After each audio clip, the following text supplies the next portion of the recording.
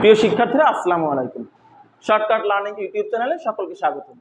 HSC 2024 Bangla দ্বিতীয় ব্যাকরণ অংশের আজকের আমাদের আলোচনার বিষয় সমাস। সমাসের তৃতীয় পর্ব নিয়ে আজকে আমরা উপস্থিত হয়েছি। আমাদের নিয়মিত আয়োজনে নিয়মিত আপডেট পেতে অবশ্যই আমাদের চ্যানেলটাকে সাবস্ক্রাইব করে রাখুন। আমাদের ভিডিওগুলো ভালো লাগলে লাইক দিয়ে পাশে থাকুন এবং আপনাদের সুন্দর সুন্দর মতামতগুলো কমেন্টস বক্সে জানান। সমাসের তৃতীয় পর্বে আজকে আমরা আলোচনা করব বহুব্রীহি ও দ্বিগু সমাস নিয়ে। বহুব্রীহি, আমি বলি বহুব্রীহি হচ্ছে বহুরূপী। এটা শুনলাম কেমন, ভাবলাম কেমন, আর হইল কেমন। অর্থাৎ বহুব্রীহিতে কখনোই এর প্রথম পদ বা পরপদ কোনো পদেরই অর্থ প্রকাশ করবে না। আমরা এর আগে আলোচনা করেছি যে দ্বন্দ্ব সমাসে প্রথম পদ পরপদ উভয় পদেরই অর্থ প্রকাশ করে। কর্মধারা এবং তৎপুরুষে প্রথম পদ এর কোনো অর্থ নাই, শুধুমাত্র পরপদের অর্থটাই প্রধান। আর অব্যয়ভাবে বলছিলাম অব্যয় ভাব। কিন্তু বহুব্রীহিতে প্রথম পদ বা পরপদ কোনো পদের অর্থই প্রকাশ করবে না, সম্পূর্ণ তৃতীয় কোনো পক্ষকে বোঝাবে। যেমন আমরা যদি লক্ষ্য করি, বহুব্রীহির নিজের নাম নিয়ে বিশ্লেষণ করি। বহু মানে অনেক, ব্রীহি শব্দের অর্থ বাংলায় ধান, অর্থাৎ বহু মানে অনেক, ব্রীহি মানে ধান। তাহলে এখানে বহুব্রীহিকে বিশ্লেষণ করলে পাওয়া যায় অনেক ধান। কিন্তু বহুব্রীহির যদি অর্থটা দেখি, অর্থ হচ্ছে বহুব্রীহি আছে যার, অর্থাৎ বহুব্রীহি আছে যার এমন ব্যক্তিকে বহুব্রীহি বলা হয়। যেমন যে ব্যক্তির অনেক ধান আছে, অর্থাৎ একজন কৃষক যার অনেক ধান আছে, বা একজন জমিদার যার অনেক ধান আছে, এই ব্যক্তিটাকে বলা হয় বহুব্রীহি। বহুব্রীহি আছে যার, সেই হচ্ছে বহুব্রীহি। এখানে বহু মানে অনেক বুঝায় নাই, ব্রীহি মানে কোনো ধানকেও বুঝায় নাই, বরং এমন একজন ব্যক্তিকে বুঝাইছে যে ব্যক্তির অনেক ধান আছে। অর্থাৎ অনেক না বুঝিয়ে একজনকে বুঝাইছে, আবার ধান না বুঝায় ধানওয়ালা ব্যক্তিকে বুঝাইছে। তাহলে বহুব্রীহির নিজের নামের দিকে তাকালেই আমরা দেখতে পাই এর নামেরই প্রথম পদ বা পরপদ কোনো পদের অর্থই ও প্রকাশ করে না। এজন্যই বলে থাকি বহুব্রীহি বহুরূপী। ওর নাম দেখলে মনে হয় অনেক, আবার নামের পরের অংশ দেখলে মনে হয় কিছু ধান, কিন্তু যখন এর অর্থের দিক দিয়ে আসলাম তখন অনেকও বোঝালো না, আবার কিছু ধানকেও বোঝালো না, বরং একজনকে বোঝালো যার কিনা অনেক ধান আছে। যাই হোক, ধন্যবাদ সবাইকে। আমরা বহুব্রীহির শ্রেণীবিভাগ নিয়ে একটু আলোচনা করব। বহুব্রীহি সমাস প্রধানত 8 প্রকার। বহুব্রীহি সমাস 8 প্রকার। প্রথম প্রকারে বলা হয়েছে সমাধিকরণ বহুব্রীহি। আমি সংক্ষেপে আলোচনা করব, কারণ হচ্ছে আমাদের এই চ্যানেলটার নামই হচ্ছে শর্টকাট লার্নিং। শর্টকাটে আমরা শিক্ষার্থীদেরকে আলোচনা করে শর্টকাট কীভাবে মনে রাখা যায় এটা শিখাই দিব। তবে এটা আরও শেখার জন্য অবশ্যই বেশি বেশি প্র্যাকটিস করার প্রয়োজন আছে। কারণ ইংরেজিতে একটা কথা আছে, practice makes a man perfect. যত প্র্যাকটিস করবা তত বেশি তোমরা নির্ভুল হবা।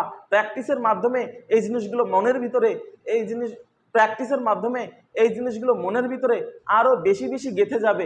এজন্য অবশ্যই অবশ্যই অবশ্যই এগুলো বেশি বেশি প্র্যাকটিস করতে হবে। যাই হোক, আমরা বহুব্রীহির আলোচনায় আসি। বহুব্রীহির আলোচনায় বলা হয়েছে বহুব্রীহি 8 প্রকার। প্রথমটা হচ্ছে সমাধিকরণ বহুব্রীহি। সমাধিকরণ বহুব্রীহি যেটা সমান তাল দিয়ে চলে। অর্থাৎ আমরা জানি, আমরা যদি বলি রানা ভালো ছেলে, তো রানা কেমন ছেলে? রানা ভালো ছেলে। এই যে ভালো শব্দটা হচ্ছে বিশেষণ, রানার গুণ, আর ছেলেটা হচ্ছে তার নাম, তার ছেলেটা হচ্ছে একটা নাম। ভালো শব্দটা হচ্ছে বিশেষণ, রানার গুণ, আর ছেলে হচ্ছে একটা নাম। অর্থাৎ আগে গুণ আসছে, পরে নাম আসছে। যে সমাসের ভিতরে আগে একটা গুণ থাকবে, একটা দোষও হতে পারে, আগে একটা দোষ গুণ প্রকাশ পাবে আর পরপদে একটা নাম প্রকাশ পাবে, এটাই হচ্ছে সমাধিকরণ বহুব্রীহি। যেমন নীল কণ্ঠ। নীল কেমন? নীল কেমন দিয়ে প্রশ্ন, আমরা ব্যাকরণ শব্দ শ্রেণীতে বলছিলাম কেমন দিয়ে প্রশ্ন করলে যা পাই তাই বিশেষণ, আর বিশেষণই দোষ গুণ অবস্থা পরিমাণ সংখ্যা প্রকাশ করে। অর্থাৎ নীল কেমন কণ্ঠ, নীল কণ্ঠ। নীল এখানে বিশেষণ, শুরুতে বিশেষণ আসছে, পরে কণ্ঠ আসছে, নাম আসছে। অর্থাৎ শুরুতে বিশেষণ আসবে, পরে একটা নাম আসবে। এটাই হচ্ছে সমাধিকরণ বহুব্রীহি। সমাধিকরণ বহুব্রীহির ক্ষেত্রে এটা কেন তাহলে বহুব্রীহি হলো?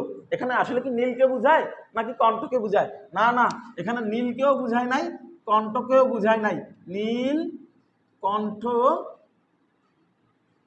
যার, সে হচ্ছে নীলকণ্ঠ। আমরা জানি নীলকণ্ঠ সনাতন ধর্মাবলম্বীদের জন্য একজন দেবতা। আচ্ছা, নীলকণ্ঠ এই শব্দটা দ্বারা কাউকে নীল ও কোনো নীল অবস্থাকেও বোঝায় নাই বা কারো কণ্ঠকেও বোঝায় নাই, এজন্য এটা বহুব্রীহি সমাস। এরপরে দ্বিতীয় নাম্বারে আছে ব্যাধিকরণ সমাস। ব্যাধিকরণ সমাস আমি বলি, যখন কোনো মানুষের ব্যাধি হয় তখন তার ভিতরে কোনো গুণ থাকে না। আবার যে ব্যক্তির ব্যাধি আছে ওর মেজাজটা খিটখিটে হয়ে যায়, তার ভিতরে গুণগুলো হারায় যায়। এবার ওই খিটখিটে মেজাজের ব্যক্তি যদি কারোর সাথে খারাপ ব্যবহারও করে, তখন আমরা বলি থাক ও অসুস্থ, ও গায়ের জ্বালায় এমন করছে, অর্থাৎ তার দোষগুলো আমাদের চোখে পড়ে না বা আমরা ধরি না। তো এর মানে যার দোষ গুণ থাকে না সে হচ্ছে ব্যাধিকরণ বহুব্রীহি। যার দোষ গুণ থাকে না, অর্থাৎ যে বহুব্রীহি সমাসের ভিতরে দুইটাই বিশেষ্য পদ, 80 20, এই 80 এটা কিন্তু বাংলা সংখ্যা 80 না, গণিতের সংখ্যা 80 না, বা আমি চলে যাচ্ছি এই 80 না। আমরা দেখি এখানে 80তে দীর্ঘিকার আছে, এই 80 শব্দের অর্থ হচ্ছে দাঁত। আর 20 এটা তো সবাই কম বেশি এ সম্পর্কে ধারণা আছে। 20 এটা কিন্তু 20 এই 20 না, এটা 20, অর্থাৎ যা পান করলে যে কেউ মৃত্যুবরণ করতে পারে, এ হচ্ছে সেই 20। তাহলে 80 20, অর্থাৎ আলাদা আলাদাভাবে দেখলে এটা দাঁত, এটা 20, এটা 20ওয়ালা দাঁত এমনই তো বোঝানো উচিত, কিন্তু না, এটা 20ওয়ালা দাঁত না। এটার অর্থ যদি আমরা দেখি তাহলে এর অর্থে দাঁড়ায় 80তে 20 জার, অর্থাৎ 80তে মানে দাঁতে 20 কার থাকে, যার দাঁতেই 20 থাকে সেই কি 80 20? না, আমরা জানি কুকুরের দাঁতেও 20 আছে, কিন্তু কুকুর কিন্তু 80 20 নয়। 80 20 বলতে অনলি সাপকে বোঝানো হয়। অর্থাৎ আমি বললাম যে আমি শুনলাম কি, ভাবলাম কি, আর হইল কি, অর্থাৎ আমার কোনো অর্থই প্রকাশ পেল না, সম্পূর্ণ তৃতীয় একটা প্রাণীকে বোঝাচ্ছে, এজন্য এটা বহুব্রীহি সমাস। তারপরে 3 নম্বরে ব্যতিহার বহুব্রীহি, যখন দুইটা আলাদা আলাদা কর্তা একটা কাজ করবে, অর্থাৎ হাতে হাতে যে লড়াই, হাতাহাতি, যেমন কোলে কোলে যে মিলন, কোলাকুলি, কোলে কোলে যে মিলন, কোলাকুলি। হ্যাঁ, দুইটা কোল, একটা কোল না। একজনে কি কোলাকুলি করা যায়? যায় না। দুইজনের কোলে কোলে যে মিলন হয় এটাই হচ্ছে কোলাকুলি। একটা হাত দুইটা হাত, দুইটা হাতের ভিতরে যে যুদ্ধ হয় এটাই হচ্ছে হাতাহাতি। আমার চোখ আর একজনের চোখ, দুইজনের চোখে চোখে দেখা দেখি হয়, এটাকে বলা হয় চোখাচোখি। আবার আমিও দেখলাম আর একজনও দেখলো, এটাকে বলা হয় দেখা দেখি। অর্থাৎ আলাদা আলাদা দুইটা কর্তা যখন একসাথে একই কাজ করে সেটা হচ্ছে ব্যতিহার বহুব্রীহি সমাস। এরপরে আমরা আসি নঞ্চ বহুব্রীহি সমাস, যা নাবোধক অর্থ প্রকাশ করবে, কিন্তু নাবোধক অর্থ প্রকাশ করলেও এখানে মূল কোনো পদেরই অর্থ প্রকাশ পাবে না। যেমন অ মানে আমি আগের দিনই বলেছিলাম, তৎপুরুষ সমাসের ভিতরে বলেছিলাম বাংলা যে কোনো শব্দের শুরুতে অ আসলে সেটা না প্রকাশ করে। তাহলে অ এটা হচ্ছে না, নাই, সীমা যার, অসীম। এখানে কোনো কিছু নাইকেও কিন্তু বুঝায় নাই। কেন বুঝায় নাই বলছি, সীমা কোনো সীমানাকেও বুঝায় নাই, বরং সীমানা ছাড়াকে বুঝাইছে। নাই সীমা যার সে অসীম। এখন নাইকেও বুঝায় নাই, সীমাকেও বুঝায় নাই, বুঝাইছে আমাদের সকলের রবকে, অর্থাৎ আল্লাহকে, যার দয়ার কোনো সীমা নাই, সেই তো অসীম। অর্থাৎ আল্লাহ তাআলাকে বুঝাইছে, তার অস্তিত্বও আছে। অর্থাৎ এখানে কোনো না শব্দ অর্থ প্রকাশ করছে না। অসীম বলতে এমন কাউকে বুঝাইছে যিনি সর্বশক্তিমান এবং যার শক্তি এবং দয়া কোনো কিছুরই সীমানা নাই, সেই হচ্ছে অসীম। আচ্ছা, এরপরে আমাদের 5 নম্বরে আছে উপমা প্রধান বহুব্রীহি, অর্থাৎ কাউকে উপমা দেওয়ার জন্য আমরা যে বহুব্রীহি সমাসের শব্দটা ব্যবহার করি এটাই হচ্ছে উপমা প্রধান বহুব্রীহি। বিড়াল চোখী, বিড়াল চোখী আমরা অনেক সময় অনেক মেয়েকে বলে থাকি বিড়াল চোখী। বিড়াল চোখী আমরা অনেক সময় অনেক মেয়েকে বলে থাকি, যে সকল মেয়ের চোখটা একটু ঘোলা ঘোলা, চোখের মনিটা একটু ঘোলা ঘোলা, ওই ধরনের মেয়েদেরকে আমরা বলি বিড়াল চোখী। অর্থাৎ তার উপমা দেওয়ার জন্য, তার রূপ লাবণ্যের উপমা প্রকাশের জন্য আমি এখানে তাকে ব্যাখ্যা করলাম বিড়াল চোখী নামে। অর্থাৎ বিড়ালের ন্যায় চোখ যার। শিক্ষার্থীরা, আমরা প্রিয় শিক্ষার্থীরা, আমরা এখানে লক্ষ্য করলে দেখতে পাবো যে বিড়ালের ন্যায়, ন্যায় শব্দটা যখন মাঝখানে আসে আমরা জানি এটা উপমান কর্মধারয় সমাস, কিন্তু উপমান কর্মধারয় সমাস হতে গেলে পরপদের অর্থটাই প্রধান হবে। কিন্তু এখানে আমরা খেয়াল করি, এখানে কিন্তু কোনো বিড়ালকে বুঝায় নাই, কোনো চোখকেও বুঝায় নাই, বরং একজন মেয়েকে বুঝাইছে। অর্থাৎ প্রথম পদকেও বুঝায় নাই, পরের পদকেও বুঝায় নাই। যেহেতু প্রথম পদ পরপদ কোনো পদকেই বুঝায় নাই, সম্পূর্ণ তৃতীয় কোনো জিনিসকে বুঝাইছে, সুতরাং এটা হচ্ছে বহুব্রীহি সমাস। আর বহুব্রীহি এটা উপমা দেওয়ার ক্ষেত্রে ব্যবহৃত হয়েছে, এই জন্য এটাকে বলা হয় উপমা প্রধান বহুব্রীহি। তারপরে আমরা খেয়াল করি প্রত্যয়ান্ত বহুব্রীহি, অর্থাৎ যে সকল শব্দের শেষে প্রত্যয় চলে আসে, যে সকল শব্দের শেষে প্রত্যয়, শব্দের শেষে আ, ই, উ, ও, এই যে শব্দগুলো যুক্ত হয় এগুলোকেই প্রত্যয় বলে। শব্দের শেষে যখন প্রত্যয় চলে আসে তাকে বলে প্রত্যয়ান্ত। প্রত্যয় তো প্রত্যয়, আন্ত, প্রত্যয় প্লাস অন্ত, প্রত্যয়ান্ত, অর্থাৎ অন্ত মানে শেষ। শব্দের শেষে যখন প্রত্যয় আসবে সেটা হচ্ছে প্রত্যয়ান্ত বহুব্রীহি। ঘর মুখ, ঘরের দিকে মুখ যার, সে হচ্ছে ঘরমুখ।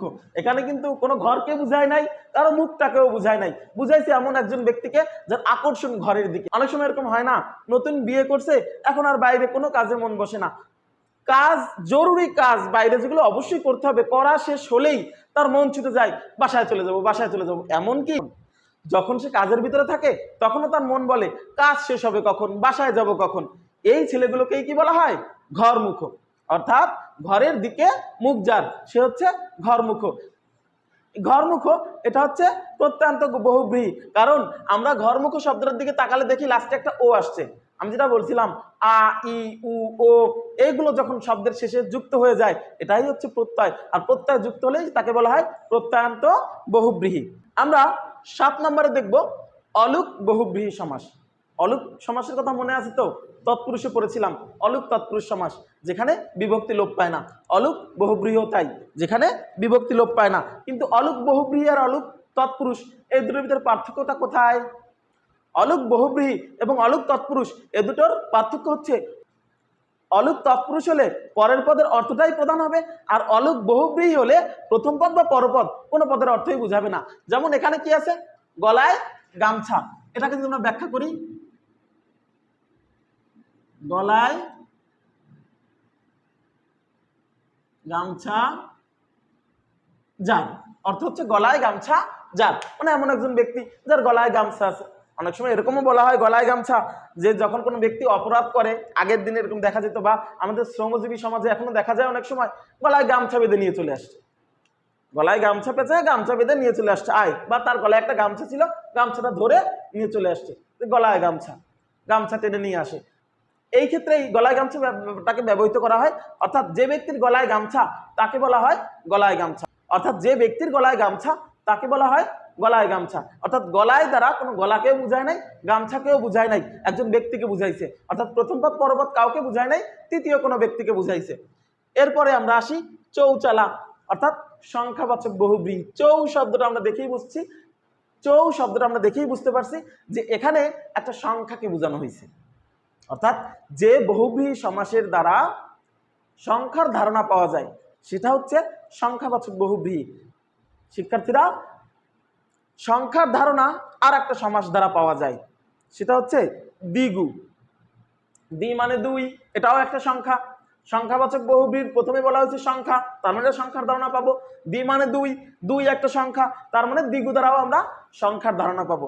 আমি একটু মজার ছলে এরকম বলি, সকালে তো খাওয়া হয়েছে, দুপুরেও খাওয়া হয়, বিকেলে হয়তো বা কোচিংয়ে বা বাইরে কোথাও যেয়ে খাওয়া হয়, সন্ধ্যায় নাস্তা হয়, রাতে খাওয়া হয়।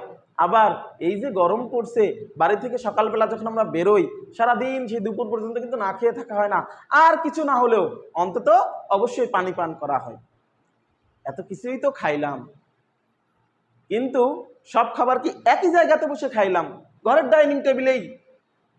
না, ঘরের খাবারগুলো সবসময় যে ডাইনিং টেবিলে বসে খাই এটা কিন্তু না। অনেক সময় টিভি ঘরে বসে খাই, অনেক সময় আমি পড়তে থাকি আম্মু খাইয়ে দেয়, এরকম অনেক কিছুই ঘটে। তো খাবার আমি যত জায়গাতে বসেই খাই না কেন, এই খাবার দ্বারা তৈরি পরের দিন সকালবেলা আমার পেটের যে আবর্জনাটা, যাকে আমরা ডাইরেক্ট বাংলায় বলি গু, এক জায়গাতে পড়ে। অর্থাৎ সংখ্যাবাচক বহুব্রীহি আর দ্বিগু দুটোরই সংখ্যার ধারণা পাওয়া যাবে, কিন্তু দুটোর পার্থক্যটা বোঝানোর জন্য আমি কথাটা বললাম। জিনিসটা এমন, যখন সংখ্যাবাচক বহুব্রীহি হবে তখন কিন্তু জিনিসটার মাথাগুলো এক জায়গাতে পড়বে না, আর যখন দ্বিগু হবে তখন ওই যে বললাম যত যাই খাই না কেন গু কিন্তু এক জায়গাতে পড়ে, গু এক জায়গাতে পড়ে, অর্থাৎ আমরা এক বাথরুমেই পায়খানা করি। তো প্রিয় শিক্ষার্থীরা, উদাহরণ দেওয়ার জন্য আমি এটুকু বললাম। জিনিসটা হচ্ছে এমন, যদি সংখ্যার ধারণা পাই এবং ওই সংখ্যার দ্বারা বোঝানো হয়েছে যে বস্তুটাকে, ওই বস্তুটার প্রত্যেকটা মাথা যদি এক জায়গাতে মিলে যায় সেটা হচ্ছে দ্বিগু সমাস, আর মাথাগুলো যদি এক জায়গাতে না মেলে সেটা হচ্ছে বহুব্রীহি সমাস। যেমন আমি এখানে লিখছি চৌচালা, চৌচালা অর্থাৎ চার চাল যে ঘরের, এই ঘরটাকে বলা হয় চৌচালা, অর্থাৎ এই ঘরে চারটা চাল আছে কিন্তু চারটা চালের মাথা এক জায়গায় মেলে না, মাথাগুলো আলাদা আলাদা থাকে, এজন্য এটাকে বলা হয় চৌচালা। এটা সংখ্যাবাচক বহুব্রীহি। যেমন তে পায়া, 3 পায়া আছে যার, তে পায়া, এই তে পায়াটা এটা মাদ্রাসাগুলোতে বেশি দেখা যায়। মাদ্রাসাগুলোতে শিক্ষার্থীদেরকে বা ওস্তাদরাও তে পায়া নিয়ে বসে, তো মাদ্রাসাগুলোতে তে পায়া জিনিসটা বেশি দেখা যায়। এর 3টা পায়া থাকে কিন্তু 3টা পায়া কিন্তু এক জায়গাতে মেলে না। আচ্ছা, এরপরে আমরা খেয়াল করি চৌরাস্তা। চৌরাস্তা কোথায়? যেখানে 4টা রাস্তা এক জায়গাতে এরকম মিলেছে, এখান থেকে এখানে একটা চলে গেছে, এখান থেকে এখানে একটা চলে গেছে, 4টার মুখ এক জায়গাতে। 4টা রাস্তার মুখ যখন এক জায়গাতে সেটাকে আমরা বলি চৌরাস্তা, অর্থাৎ 4 রাস্তার সমাহার। 4 রাস্তার সমাহার, এটা হচ্ছে চৌরাস্তা। এরপরে ত্রিমোহনা, 3 মোহনার সমাহার। 3 মোহনার সমাহার কেন? 3টা নদী যদি এক প্রান্তে না মেলে অন্য কোনো জায়গা থেকে আমরা ত্রিমোহনা বলবো। এই এক প্রান্তে যেখানে মিলছে এই জায়গা থেকে আর একটা নদী ওই মাথায় চলে গেছে, ওই জায়গায় যেয়ে বলবো আমরা এটা ত্রিমোহনা না, যেখানে মিলছে আমরা এই জায়গাটা বলবো ত্রিমোহনা। অর্থাৎ 3টা নদীর মুখ যেখানে এক প্রান্তে এসে মিলছে এটা হচ্ছে ত্রিমোহনা, অর্থাৎ 3 মোহনার সমাহার। আমরা একটা জিনিস খেয়াল করি, যখন আমরা বুঝতে পারবো যে এটা দ্বিগু সমাস তখন আমরা ওর ব্যাস বাক্যের শেষে সমাহার শব্দটা নিয়ে আসবো। আর যদি আমরা বুঝতে পারি এটা বহুব্রীহি সমাস তখন কিন্তু সমাহার আসবে না, তখন আছে যার বা যে ওই উপাদানের নামটা বলে দিতে পারি। যেমন এখানে বলছে 4 চাল যে ঘরের, বা 4 চাল আছে যার চৌচালা, এইভাবে ব্যবহার করতে পারি। সকলকে ধন্যবাদ আমাদের ভিডিওটা ধৈর্য সহকারে দেখার জন্য এবং আমাদের পাশে থাকার জন্য। আমাদের নিয়মিত আপডেট পেতে অবশ্যই চ্যানেলটাকে সাবস্ক্রাইব করে লাইক দিয়ে পাশে থাকুন এবং আপনাদের সুন্দর সুন্দর মতামতগুলো আমাদের কমেন্টস বক্সে জানাবেন। আল্লাহ হাফেজ।